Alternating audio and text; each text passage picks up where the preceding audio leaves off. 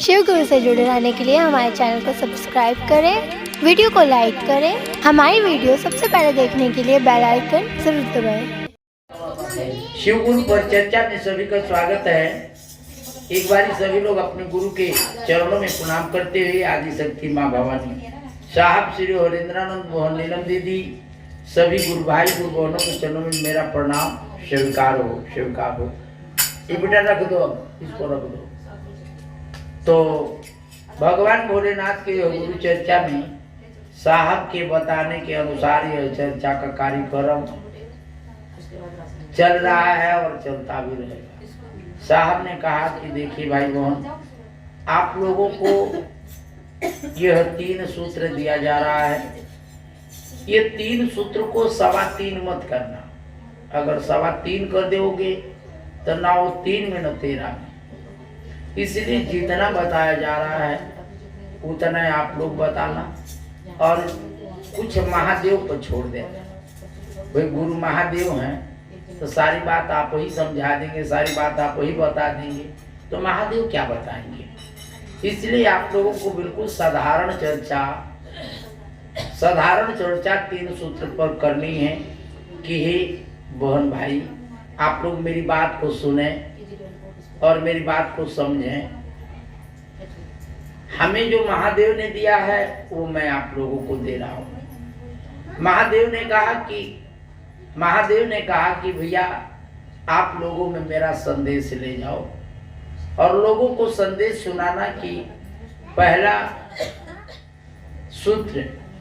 सूत्र दया मांगना और दूसरा सूत्र चर्चा और तीसरा सूत्र नमः शिवाय से अपने गुरु को बार बार प्रणाम करना।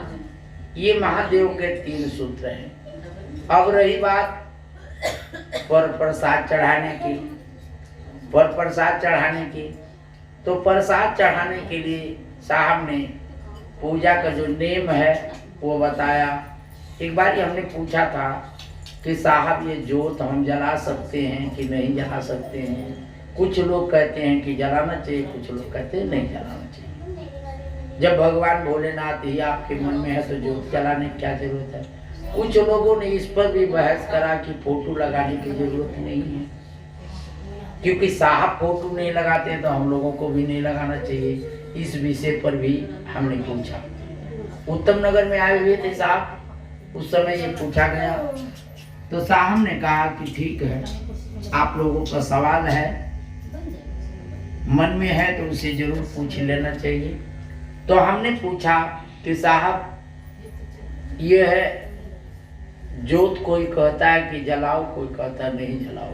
फोटो के लिए भी कोई लोग मना करते हैं, क्योंकि आपका जब प्रोग्राम होता है तो वहाँ पर ना तो फोटो ना ही जोत होती है। कहें देखिए वो बात ठीक है, हमारे यहाँ है ना है, लेकिन जो आप लोगों के मन में शंका है वो शंका का समाधान मैं आप लोगों को करवाना चाहूँगा। साहब ने कहा कि अगर दिन में, ध्यान रहे हमारी बात पे, दिन में अगर कमरा खोलते हैं, कमरा में अंधेरा है तो लाइट तो जलानी पड़ेगी। भाई दिन है अंधेरा हो तो ऐसे तो कहने का मतलब है कि दिन है तो लाइट जलाने की क्या जरूरत है। लेकिन कमरे में अंधेरा है तो दिन हो चाहे रात हो भाई जलानी पड़ेगी। ऐसे ही आप लोगों का जो कमरा है उसमें भी अंधेरा है। अंधेरे कमरे में लाइट जलाना थोड़ा जरूरी सा लगता है। ये जो जोत जलाते हैं ये हमारे आपके ये एक प्रतीक हो गया कि यह जोत जल रही है, उस दिशा में हम बैठे। जोत जल रही है उस दिशा में बैठे, क्योंकि हमारे भी कहीं ना कहीं मन में अंधकार है, उसे प्रकाश में लाने के लिए जोत का सहारा ले लो। साहब ने कहा कि जोत का सहारा ले लो, तो एक किस्म से जरूरी हो गया। दूसरा, अगर आप अपने पिताजी के नाम पर कोई काम करते हो या माताजी के नाम पर कोई काम करते हो तो फोटो तो लगाना पड़ेगा उनका। हर आदमी पूछेगा कि किस बात का है, क्या प्रोग्राम है, कैसा है। इसलिए उनका फोटो तो लगाना पड़ेगा। तो ये भी तुम्हारे माता पिता श्रेष्ठ गुरु हैं, इनका फोटो लगाने में क्या दिक्कत है, इनका फोटो लगा सकते हो। यह दोनों चीज को उन्होंने बताया। तीसरा हमने कहा कि साहब पर प्रसाद में क्या चढ़ाना चाहिए। कम पर प्रसाद में आपकी जो इच्छा हो, जो आपको अच्छा लगे वो प्रसाद चढ़ा दीजिए। तो साहब को तो ऐसा कुछ कहना हुआ कि जो अच्छा लगे वो चढ़ा दीजिए। अब रही बात हमारे गुरु भाई गुरु बहनों के, हमारे खास करके गुरु भाई तो बहुत कम ही लोग जुड़े हुए हैं, चर्चा में ज़्यादा गुरु बहनें ज़्यादा जुड़ी हैं। हर क्षेत्र में 3-4 गुट बना हुआ है कि भाई ये हमारी चर्चा में उनके ऐसे हैं, और हर चर्चा में अपने मनमानी हो रही है। सबसे बड़ी मनमानी तो ये है कि भगवान महादेव का, कृष्ण भगवान का, माता का, जिसके जो हाथ लग जाता है सब फोटो सजा दिया जाता है और सभी पर हो कोशिश रहती है कि माला फूल चढ़ा दिया। इसमें समझ में नहीं आता है कि महादेव की चर्चा है कि कृष्ण की चर्चा है कि माता की चर्चा है, किसकी चर्चा है, ये कोई लेना देना नहीं। नाम है कि गुरु जी की चर्चा, महादेव की चर्चा हो रही है, चलो चलते हैं। वहां गए देखे तो सबकी तस्वीर है, चलिए ये भी ठीक है। फिर हम महादेव से शुरुआत करते हैं, महादेव से शुरुआत करते हैं।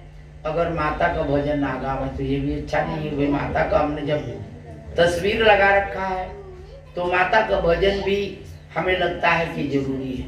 भगवान कृष्ण का भी भजन लगता है कि इनकी तस्वीर लगा दी है तो इनका भी, तो हम सम्मिलित सबके भजन गाने करने में हमें समय काफी लगी जाता है।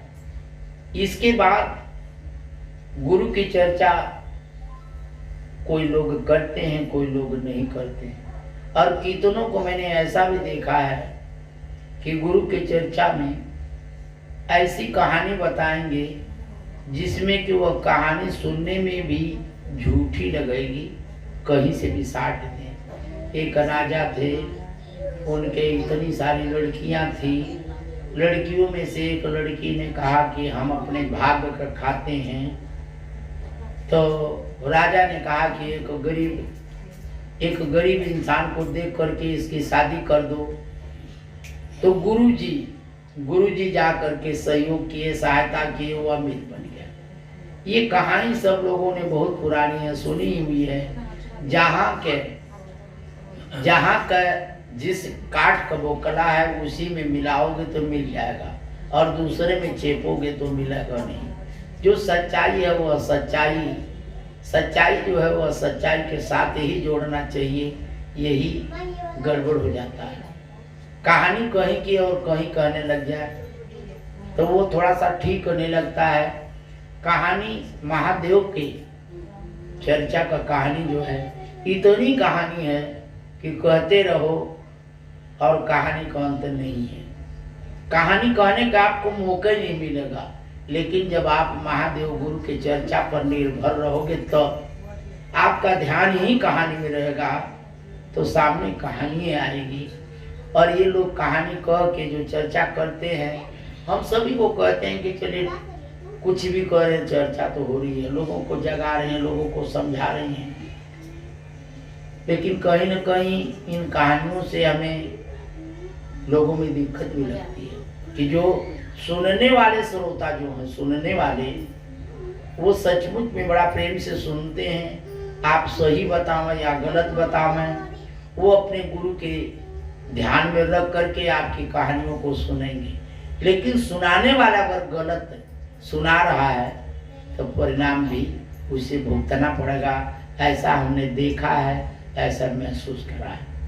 तो भगवान भोलेनाथ की गुरु चर्चा में उनकी बातें बहुत है, उन पर आपका ध्यान रहेगा तो उन्हीं से, उनके जरिए बहुत सी बातें ऐसी निकलती हैं कि जो आप कह नहीं पाएंगे और समय निकल जाएगा। भगवान भोलेनाथ के महिमा परम्पार है। हर समय एक से एक लीला उन्होंने दिखाया है, एक से एक लोगों की मदद किया है। भगवान भोलेनाथ की महिमा कोई कम नहीं है। उन्होंने कहते हैं कि काशी बनारस से लेके और कैलाश तक उनका सफर रहा है। आज भी वो कैलाश पर विराजमान हैं। यह बात आप लोगों को सच्चाई के साथ मैं बताऊंगा क्यों विराजमान है, आज भी विराजमान है। यह बात सच्चाई के साथ मैं इसलिए बताना चाहूँगा कि जहाँ हम लोग बहुत चर्चा में भजन में यह कहते हैं कि वो पहाड़ों में कैलाश पर्वत पहाड़ पर रहते हैं, वहाँ उनकी जो कोई कहता कि झोपड़ी है, कोई कहता कि गुफा बनी हुई है, लेकिन हकीकत यह है कि आज तक उस जगह पर जहाँ पर है उनका स्थान आज तक कोई जा ही नहीं पाया। इतना टेक्नोलॉजी बढ़ गई है, इतना टेक्नोलॉजी बढ़ गई है। विज्ञान से लोगों ने क्या क्या आविष्कार किया, चांद तक पहुंचे, लेकिन देखिए महादेव कैलाश तक नहीं पहुंचते हैं। ये सच्चाई है, ये सच्चाई है कि कैलाश पर्वत जहाँ पर महादेव का सचमुच में स्थान है वहाँ लोग नहीं पहुंचते। तो सच्चाई यही है कि उनकी महिमा है। बताया जाता है कि जो कैलाश पर्वत से ऊपर भी बड़ा पर्वत है, लेकिन वहाँ लोग चल जाते हैं। और कैलाश पर्वत पर जाने का आज एक नई कहानी आप लोगों को बता रहा हूँ कि कैलाश पर्वत पर जाने वाला चाहे वो नौजवान हो चाहे बूढ़ा हो, बूढ़ा तो क्या जाएगा, जाएगा तो नौजवान जाएगा। कहते हैं जैसे जैसे वो करीब होता, जैसे जैसे करीब उनके स्थान के करीब जैसे जैसे वो जाता है वैसे वैसे उसकी उम्र बढ़ जाती है। बाल पक जाएंगे, नखून लंबे हो जाएंगे, चेहरा बुढ़ापे को हो जाएगा। अंत जो भी कोशिश किया वो लौट के नहीं आया। मतलब उतने ही दूरी चढ़ने में आपका चेहरा धीरे धीरे ऐसा बदलेगा जैसे कि उम्र बदल रही। उम्र बदलते बदलते वहाँ तक या उसके करीब तक पहुँचते पहुँचते आदमी बुजुर्ग हो जाता है और बुजुर्ग होके उधर ही गायब हो जाता है, वो लौट के नहीं आता है। लेकिन कईयों ने जब इस बात पर ध्यान दिया है, देखा कि चेहरा खराब हो रहा है, बाल पक रहे हैं, कोई अकेला तो कोई जाएगा नहीं। भाई जब हाल बेहाल होता है तब कहते हैं कि हे महादेव यहाँ तक आए हैं, हमसे जो भी गलती हुई हमारी गलतियों को क्षमा करना। मैं तो आपके उस स्थान पर जाना चाह रहे थे जहाँ आप विराजमान हैं, लेकिन आपकी इजाज़त नहीं है तो वापिस आ जाएंगे। तो वापिस आते हैं और फिर जैसा करता ऐसा हो जाते हैं, लेकिन आगे बढ़ते हैं तो हालात ऐसा हो जाता है। सच्चाई ये है। तो भगवान भोलेनाथ की प्रशंसा इतनी है कि करते रहो, समय बीत जाएगा, उनके चर्चा का कमी नहीं आएगी। लेकिन जब उस पर ध्यान होगा तो आज भगवान भोलेनाथ के यह महिमा जो हम लोग चर्चा कर रहे हैं, हकीकत में जीती जागती एक कहानी है। ना कि ये साधुपना से आई है, ना कोई मंत्र का जाप करने से आया, ना कोई ऐसा उपाय करने से यह हमें 3 सूत्र मिला। साहब कहते हैं कि केवल बातचीत से हमारी ये समस्या हल हुई। और महादेव ने यही कहा, अंत में महादेव ने यही कहा कि पूजा पाठ के माध्यम से आप लोग कितना भी कुछ कर लो, अंत में तुम्हारी ही गलती निकलेगी। अंत में पूजा पाठ के इतना ध्यान से पूजा कर रहे हो, कितना परिश्रम कर रहे हो, लेकिन जब हम सवाल पूछेंगे तो आपके पास जवाब नहीं होगा। ऐसा महादेव कहते हैं कि जब हम सवाल पूछेंगे तो आपके पास जवाब नहीं होगा। इसलिए इन दिखावों से दूर हट करके बातचीत के माध्यम से हमसे मिलिए। हम जो भी आपकी समस्या होगी वह समस्या को सुनेंगे और सुनने के साथ साथ हम उपाय भी करेंगे कि इनके समस्या का समाधान कैसे हो। ये बातचीत के माध्यम से हो सकता है, पूजा पाठ के माध्यम से नहीं हो सकता है। हाँ, अगर हो भी सकता है तो वो जो कठिन पूजा है वो शायद पहले कोई संत लोग कर गए, आज के युग में कोई चाहे कि हम कर लें तो बड़ा कठिन है। महादेव ने कहा कि यह कलयुग है, वो सतयुग के लोग थे। ये कलयुग में कुछ ही समय का, कुछ ही सालों का आपकी आयु है। लोग कहते हैं कि हजारों साल तक तपस्या इनकी हुई है, हजारों साल लोगों ने साधना किया है, और वो हजार तो बहुत दूर है। कलयुग में तो 70-80 पार होते हाल बेहाल हो जाता है। इसलिए महादेव ने कहा कि जब हम कह रहे हैं ना कि आप इस कठिनाई में मत पड़िए, तो आप क्यों जबरदस्ती कर रहे हो? गुरु का कहना है कि आप क्यों जबरदस्ती कर रहे हो? और जब हम तुम्हें कह रहे हैं कि अपनी जो समस्या बताइए, जो दिक्कत है वो बताइए, फिर भी हमारी बात को नहीं समझ में आए, तो भाई लगे रहो। उसमें हम मना भी नहीं कर सकते हैं। आपका आस्था, आपका विश्वास है, जैसी आस्था जैसा विश्वास होगा वो सब मिल जाएगा। लेकिन गुरु चर्चा में महादेव ने कहा कि हमसे बातचीत करिए। बातचीत के माध्यम से आपकी बात हमारे तक पहुंचती है, हम उसका समाधान ढूंढते हैं। कितना समाधान निकलने लायक है और कितना आप पर वह भारी पड़ने वाला है, वो समाधान की हमारे दरबार में कोशिश हमारी रहती है और सदा ही रहेगी। इसलिए भगवान भोलेनाथ के गुरु चर्चा ईमानदारी के साथ करिए, और जितना भी उनकी बातें कह सकें आप कहिए, अपनी बातें कह सकें, औरों की बातें कह सकें, लेकिन जो भी कहिए वो सच्चाई के साथ कहिए। तो भगवान भोलेनाथ के गुरु कार्य में अपने गुरु से दया मांगते हैं। कभी कभी ये बातें ऐसे आ जाती है कि कोई बातें मेरे सामने आ जाती है, तो ऐसी बातें कहने की जरूरत पड़ जाती है। अपने गुरु से दया मांगते हैं। हे शिवा आप हमारे गुरु, करी दो हम पर थोड़ी दया। हे शिवा आप हमारे गुरु, करी दो हम पर थोड़ी दया। सारा जगत है बरी मेरा, सारा जगत है बरी मेरा, तू ही एक राह दिखा।